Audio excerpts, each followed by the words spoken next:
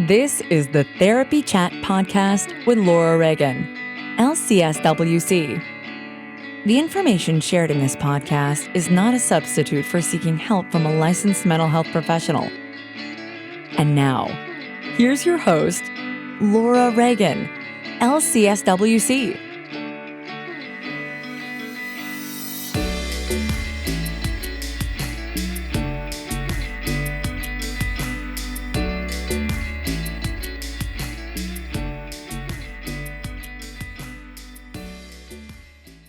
Hi, welcome back to Therapy Chat. I'm your host, Laura Reagan, and this week we are continuing our exploration of the shadow and how the stuff that we don't deal with keeps coming back, whether individually, collectively, in families, communities, cultures. My guest this week is Renee Beck, and Renee was way ahead of my time when I interviewed her years ago, around 2016 or so. And I appreciate the wisdom she shared even more today. I want to name that the DC area is feeling a lot right now. We actually, the East Coast really, with a tragic plane and helicopter crash last week that took the lives of 67 people, many of them associated with the Baltimore community and the military. And that is impacting many numbers of people. So there are people around the DC, Baltimore area who are going to be impacted by that for a long time. And also there was a really traumatic plane crash in the city of Philadelphia over the weekend. Between those two things, there are a lot of families that are hurting and people feeling afraid and grieving. So holding them in my heart. If you are struggling right now, you're not alone. Courage is not the absence of fear. It's feeling the fear and doing it anyway. I don't know if it's a direct quote from Brene Brown, but definitely a concept that I got from her. And I'm sure you've heard it before too. Just remember that we're always stronger together. And if you're overwhelmed by what's on social media, it's okay to take a break, regroup before you go back. Want to say real quick that in this month, the month of February, I'll be doing some in-person meetups. If you're on my email newsletter, you'll hear about those, mainly in California. In March, I'll be doing an in-person meetup in the DC area. In April, I'll be doing in-person meetups in Austin and Colorado. So if you are a Trauma Therapist Network member or a listener who would like to connect, look out for that information if you're on my email list. And if you're not on my email list, you can join by going to the link in the show notes. I just end with a meta mantra. May you be safe. May you be happy. May you be kind to yourself. May you be free from suffering. And may all beings be safe. May all beings be happy. May all beings be kind to themselves. May all beings be free from suffering. Take care. Hi, welcome back to the podcast. My guest today is Renee Beck, LMFT, a psychotherapist in Oakland, California. Renee, thank you so much for being here today. I'm delighted, Laura. Me too. So can you just start off talking a little bit about yourself and your practice? I work with alternative healers and inner seekers and intuitives. I do dreamwork and transpersonal therapy. Also, about half of my practice is transpersonal supervision and clinical consultation. And I also offer transpersonal CEUs. And I work online in California and at my Oakland office. Wonderful. So your online practice is only within California? Yes, it is. Gotcha. That's where my license is. So that makes sense to me. Mm-hmm. So I am very interested in transpersonal therapy. Can you talk about what that is? Sure. Transpersonal means something that goes beyond, over, or through the personal. And a lot of the traditional psychotherapeutic modalities address mind, emotion, And with somatics, you also include body, but some of them leave out the creative or spiritual aspect, which to me is just an integral part of who we are. We have bodies, we have emotions, we have a mind, we have this creative spiritual fire, which can show up in all different kinds of ways. People don't necessarily need to be on a religious path or a spiritual path to have that passion and that fire. It's kind of whatever really takes you beyond yourself. That may be cooking, it may be swimming, it may be dancing, it may be writing, it may be being in relationship. But that thing where you become kind of merged with a larger energy, and that's where your fire lies. And that is where we get an incredible amount of energy, and where our healing can come from is by the things that feed our deeper self. And so transpersonal is about accessing that deeper self. It's about working through and getting under the pain and the fear and the trauma and the habits that we have developed over time to keep ourselves safe, and getting under that to the core of ourselves, to our real strength, and working through shadow so we can get to those precious parts of ourselves that we had to protect, that had to be hidden so that even we couldn't see them in order to keep them safe during whatever trauma we had or difficulties we had where it wasn't safe to show those parts of ourselves. And so transpersonal is calling on that. And I think all therapies do that, but they don't necessarily, actively hold that aspect of the core self and something beyond, something bigger than ourselves, beyond that. Yeah. So the spiritual aspect and getting connected with your true self, your inner, your soul, maybe, would that be? Yes. Right? Yes. And I want to ask you about something else you said, but first let me ask, do people come to you asking for transpersonal therapy, or are they looking for spirituality when they seek you out? At this point, most people do, because it's pretty clear on my website that that's what I do. But I also have 30 years experience working with teenagers and their families. And so I'm also really practical. So my basic belief in therapy is we meet people where they are and help them move as they need to and want to move within themselves and in the world. And so I do sometimes get people who come to me who don't have any dreams, who never talk about spirituality, but that's still how I hold the therapeutic container, how I hold what we're doing together as kind of a sacred deepening of self. So even if it's not explicitly stated, that's like the framework that you operate in. Yeah. And so the part that I wanted to ask you more about what you just said is about shadow work. Okay. Shadow is, it's the unconscious aspect of the self. And some of that, we repress things that are too difficult for us to deal with, and we also have just things we can't keep in our consciousness all the time, like everybody's phone number, or this is why we make lists, because we don't want to have to remember things. But we do repress things that are too difficult. When something horrible happens, our first reaction, of course, is no, just no, that can't be. And we move through that. But sometimes we keep things in the no, that can't be, because it isn't safe for us, because something so horrible happened that we would not have been able to keep our sanity or stay alive if we let that be conscious.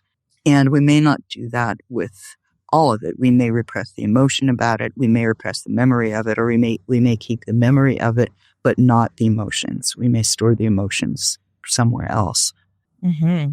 And so the shadow holds that, but it also holds those parts of ourselves that we had to hide during that trauma or difficulty. It doesn't have to be trauma. If some cultures, for example, use shame as a primary way of getting, behavior.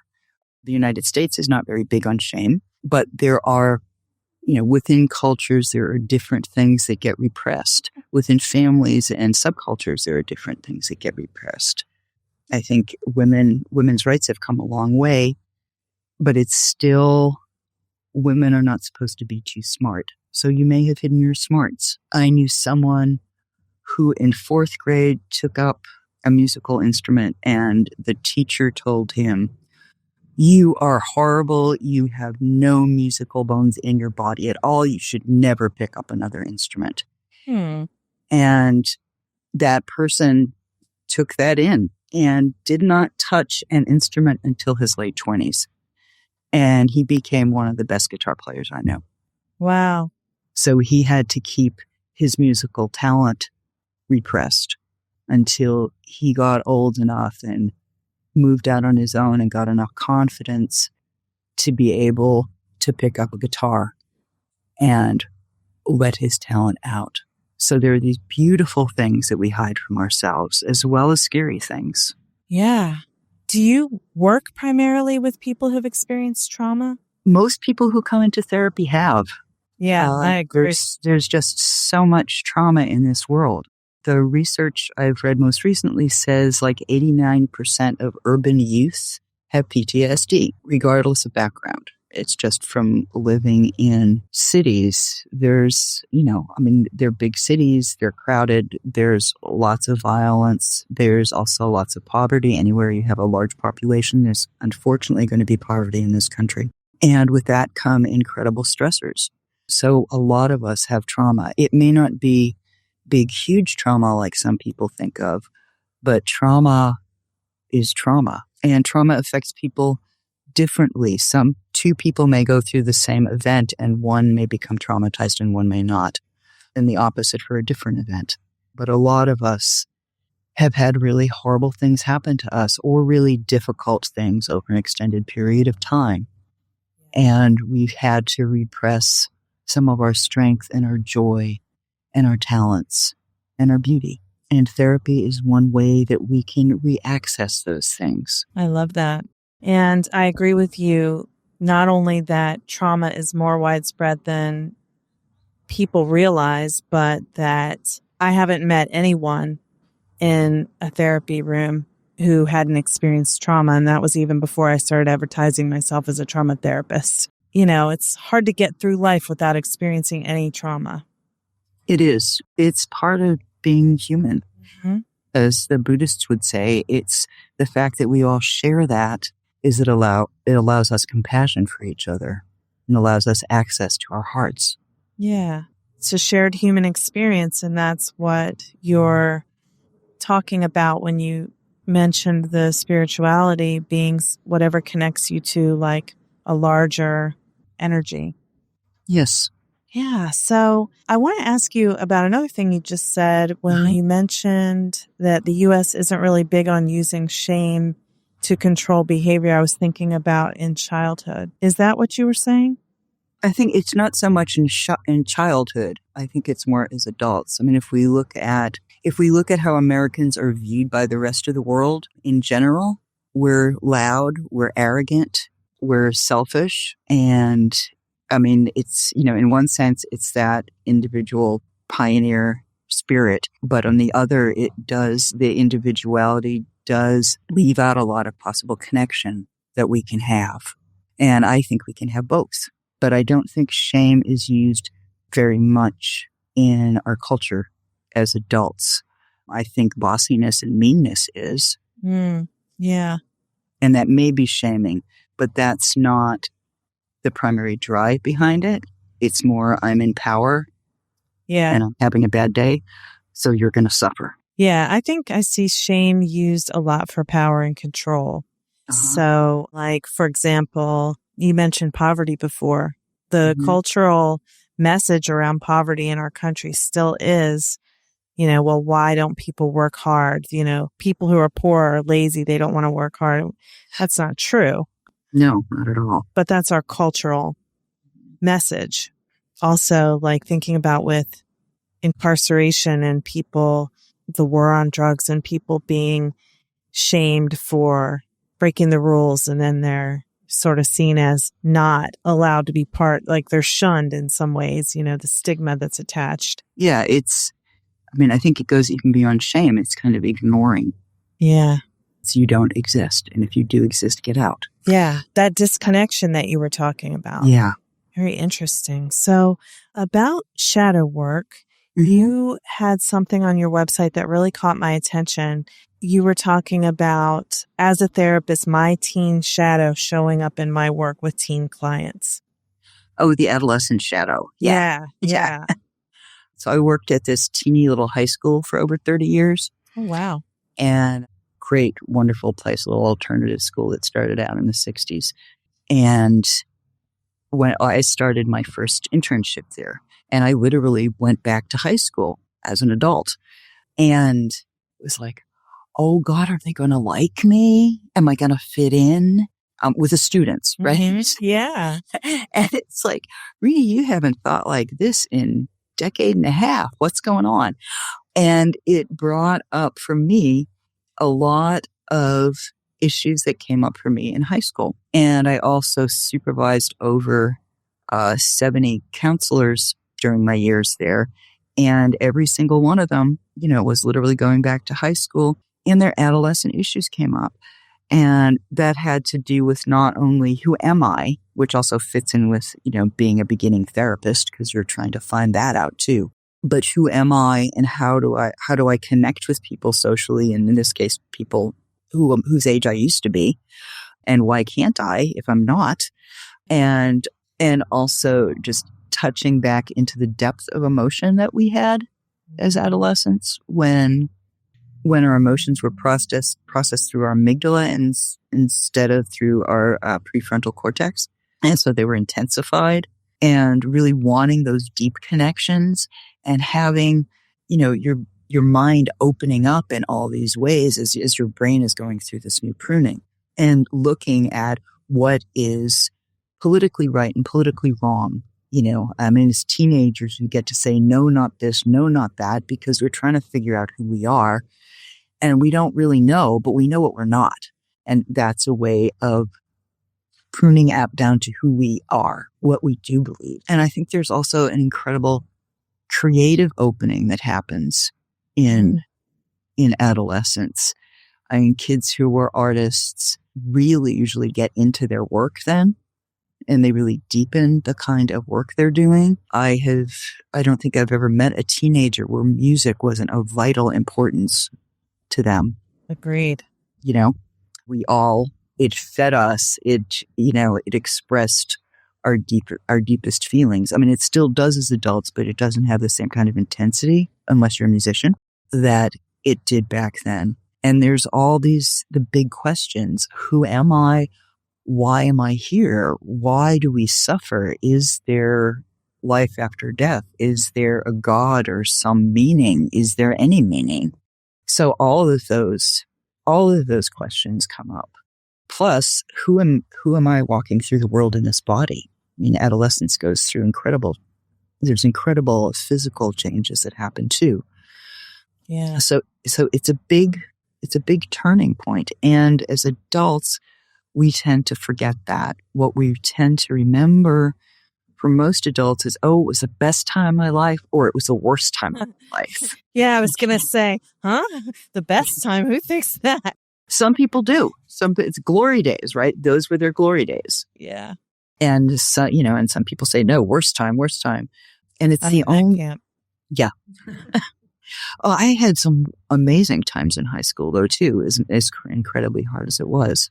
But the culture, we repress a lot of this. I mean, it was like, we have an adolescent shadow. I mean, mostly psychotherapy has dealt with early childhood experiences. True. Which is really, really important. But there are also woundings that can happen as a teenager that are different, and woundings that can happen that really sock in the childhood woundings.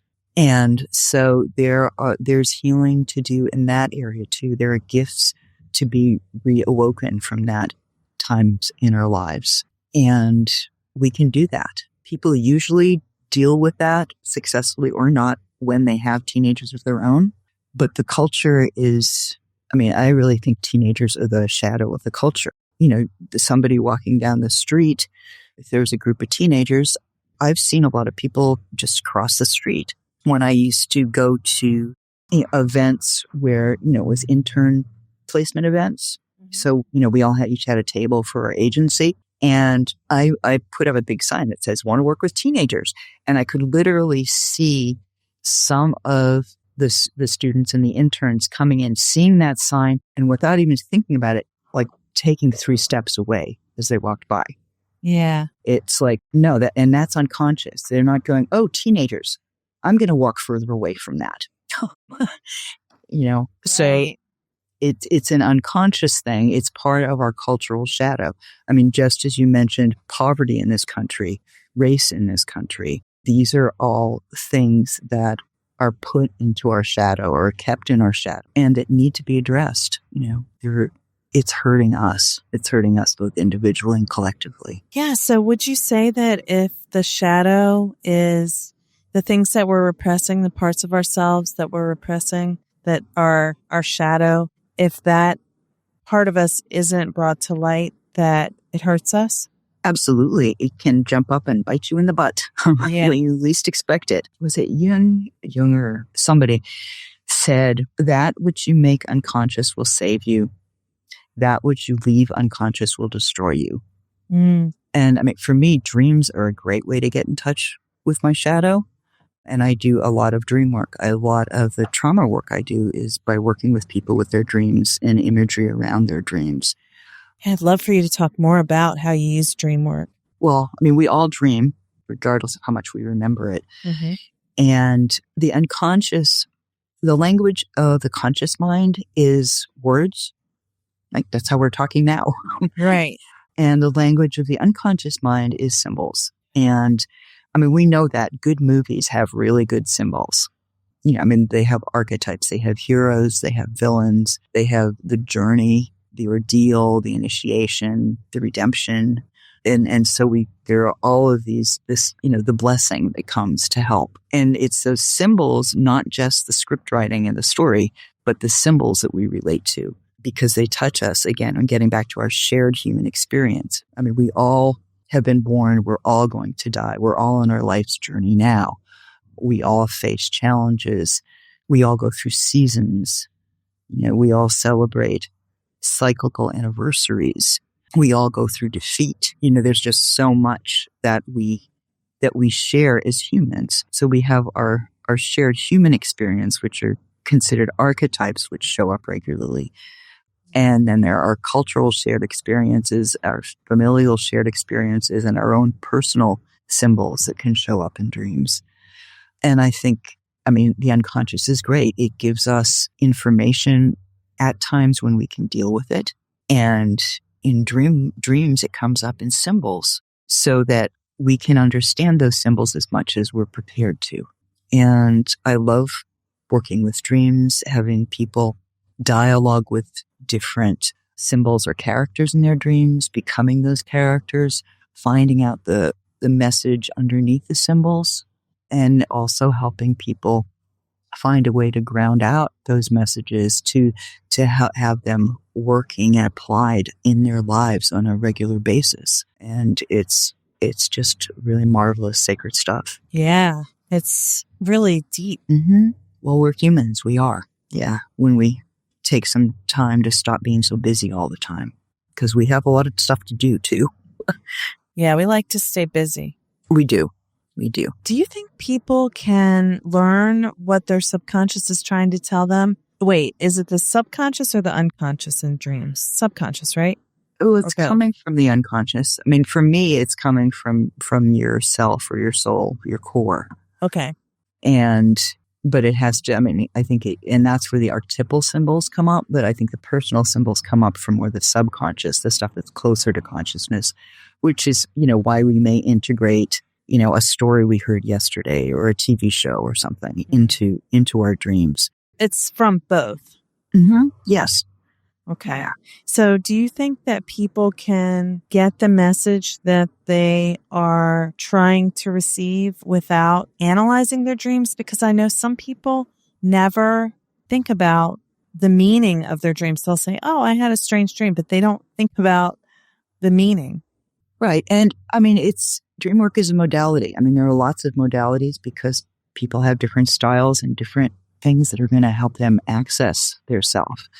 And again, that can be something that doesn't necessarily demand, that conscious inward looking. I mean, it may be by becoming a super runner, though, that you're still going to have to look inward in terms of dealing with your challenges about, breaking through those things that are holding you back, about increasing your endurance. And so there are all different kinds of ways. Some people, and in terms of therapy, some people are much more intellectually organized. That's the first aspect of self that they go to. Some people are more emotional. Some people are more somatic. Some people are more imaginal or creative. And those are, Jung's 4 types. He made those types from the 4 archetypes of the elements. Earth as the physical world, water is the emotional world, air is the mental world, and fire, or the sun up above those elements, as the creative spiritual world. And we all have our preferred mode. So it's meeting someone there and helping them expand that so that we can get all of those things in balance. That's so interesting. I've never heard that explained. Thank you for saying that. Sure. And, what came to me as I was listening to you saying how dreamwork is a modality, I thought of the Pema Chodron quote, "Nothing ever goes away until it teaches you what you need to learn." Well, that's right. So I was thinking, well, okay, so if you're not looking at your dreams, the message that you need to get is still going to come through to you somehow. Either your body's going to shut down because it's like, that's what you needed to see to get it, that there was something that needed to be addressed, or all those different aspects. Just, that makes sense to me. Yeah. Yeah. We strive for wholeness. Yeah. Maybe that's what makes people show up in therapy, is when they know something's out of alignment. Yeah. And we can't do it all by ourselves, and we don't have to. We're not solitary creatures, even though many of us are introverts. We're social animals, and we learn and grow. Babies fail to thrive if they don't get enough contact with other humans. We need other humans. And we need different perspectives and different input in order to be able to move out of our own little closed systems that we've developed for protection. Yeah. Like they say, we're hardwired for connection. That's right. So, Renee, another thing you use that I think is really interesting and seems to relate to what you were talking about with dreamwork is tarot. Yes, I love tarot. My mom turned me on to tarot when I was like 13, 14. Wow. She just kind of found it as she happened into it and thought it was a hoot. and she, stopped being interested in it after a while, but I never did. And yeah, it's imagery, it's archetypes. And I use it with people if they bring it up in therapy. It's on my website, so people know I do it. I don't do fortune telling at all. I work with the cards pretty much the same way I work with dreams. It's, people pull cards and talk about their responses to them, talk about how things relate to their lives, that from the imagery they see. We do discuss the archetypal meanings as well as the meanings that they get from it. And we do look at the synchronistic placement of those images and how that can fit into, they look at them and see, oh, I could do that. That would help me work this through. So it's a way to get a different perspective and to step out of our normal thinking. And it can be really useful. Yeah, that's so interesting too. And you teach, and now I'm saying tarot and you're saying tarot. Tarot. Either way is fine. Okay. And I was like, how am I supposed to say it? But you teach this. So can you tell me more about those classes? Who are they for and what do they get out of it? Okay, my tarot classes at this point are it's basically an introduction or a review for people who are already familiar with the cards. And there's 72 cards in the deck, and that's a lot of cards. Yeah. And Angelise Arian, who wrote the Tarot Handbook, she's a wonderful, wonderful symbol person. She breaks the cards up into 9 constellations, and which includes basically all the cards. And so the cards are grouped together into 9 groups rather than, you having to think about 72 different meanings. Yeah. And there are progressions within those groups. And so it's looking at that and, having people spend time with the cards and talking about the basic meanings. And we do a mini reading for everyone in the class each time so that they can get, a more intuitive understanding of what the cards mean and how they can use them. And it's really fun, and people learn a lot, and people get to challenge themselves a lot because, how it is when you start understanding about something about yourself, and it's like, no, I don't. No, let's not do that. Yeah. Right. One of my interns once said we were working on countertransference stuff. She said, AFOG. I said, AFOG? What is AFOG? She said, another effing opportunity for growth. Darn it. Yeah. Yeah. So there are some moments like that too, which can be fun. It's like, okay, yeah, I'll work on that when I can. It's so brave to be willing to look at and not just ignore the thing that you don't want to be true about yourself. I know. And that's our shadow. That's part of shadow. And and we need to approach shadow gently and hopefully with humor. Humor makes hard things much easier to deal with. So, but we do need to approach our shadow. Yeah. Yeah. Can you say something about how people can think about working with their shadow in a way where it doesn't seem scary? Sure. When you meet somebody and you just instantly don't like them for no reason. Yeah. You're just like, oh, I really don't like this person. That's you. That's our shadow. We have no reason to not like them. We don't know who they are. I mean, assuming they haven't done anything heinous to us or mean, generally that's a cue that our shadow is at work. And it's like, well, what don't I like about this person? They haven't done anything. So what is it about them? So it's figuring out, well, gee, they remind me a little of, I don't know, my uncle. Okay, well, what was going on with my uncle? I don't want to look at what was going on with my uncle. Okay, well, how am I like my uncle? But just let's try to get a different perspective on our reactions to things. And I'm not talking about like primal life reactions, like, you see a child in danger of being hit by a car, you went out and saved the kid. I mean, not talking life and death. I'm talking more psychological and emotional responses to things that you can't really figure out why you're having those responses. There's usually something under there that gives you an opportunity for growth. So it's just looking at that and maybe talking with your friends even. Like, I have this strange, I just don't like this person and I have no reason not to. Do you have any idea why I don't like this person? Because our friends, our friends know lots about us. The people we love know lots about us, and they might be able to help us gently approach that. And of course, certainly therapy can help. The other thing is using an art form, whatever your art form is, to deal with difficult stuff. Writing, dancing, sculpting, painting.